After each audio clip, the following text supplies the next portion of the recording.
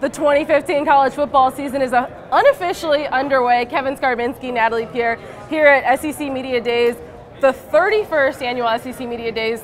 30 for you, number 30 for you. Yes, I actually missed one. Yeah. Mike Slide's first Media Days, I was not here, I was on vacation. I don't apologize.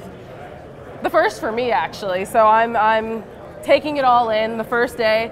But your biggest takeaway from today, we had Greg Sankey take the podium, give his State of the Media address, and then Auburn, Florida, and Vanderbilt. What was your biggest takeaway so far today? Well, locally it would be the confidence of Gus Malzahn and the Auburn Tigers. I asked Chris Frost what the ceiling is for this team. He said the sky's the limit. Now this is a team that basically collapsed in November last year, that has a lot of holes to fill, and yet from the head coach to every player who was here, they seemed very, very confident, did not shy away from these great expectations that a lot of people are placing on them at all. Yeah, we're doing the three biggest takeaways, but a sidebar to that, just Auburn. Jeremy Johnson, did you see at all his confidence, or were you around him a good bit today? He is, a little bit. He is so ready, I think, to be the starting quarterback, to be out from under the shadow of Nick Marshall, to no longer be a backup. He earned the respect of his teammates, and I think that comes across too, that he waited his turn. He is definitely ready to take over, and he may be, we say they're learning a lot of stars here this week.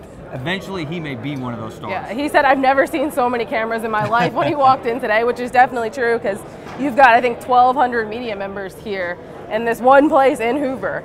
The second biggest takeaway from you today, I'm sure it comes from Greg Sankey, who started off the day and 40-something days into his new job as the most powerful man, or one of the most powerful men in college sports. Talk about great expectations. He said, what did he say his 3 goals were? Let's see, graduate every student athlete, win every championship, and, oh, by the way, influence the world. Yeah. Other than that, he doesn't really expect much.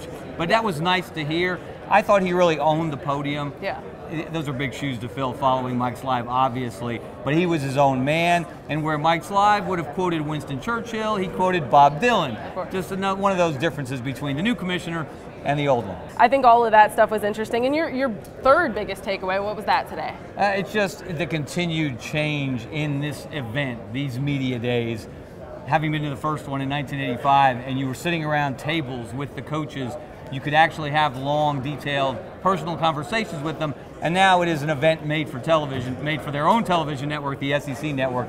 But we still get a chance to, to visit with the guys and talk to them a little bit. But it's just not as intimate, and it's more of a corporate event than it's ever been. You didn't feel like you had a personal conversation with Greg and Gus today? Well, actually, I did on my radio show. I had a personal. I forgot you're Kevin Scarbinsky. Well, that's not necessarily something everybody wants to be, but I did have a personal conversation with Gus Malzahn and Chris Frost and Jonathan Jones, and they were brief as they were ushering them down Radio Row, obviously, so we didn't exactly have a heart-to-heart, but in that setting as well, a lot of confidence from those Auburn guys.